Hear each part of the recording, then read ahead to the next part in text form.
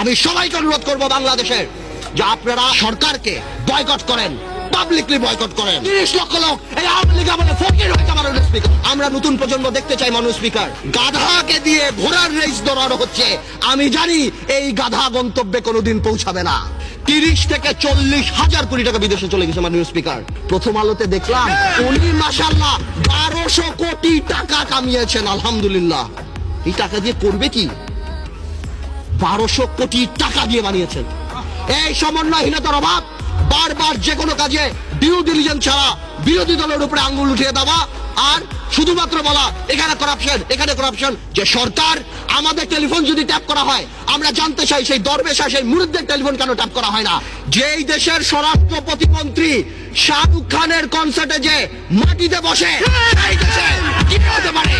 মান ইজ্জত কোথায় যায় আমাদের? নতুন প্রজন্মের রাজনীতিবিদ হিসাবে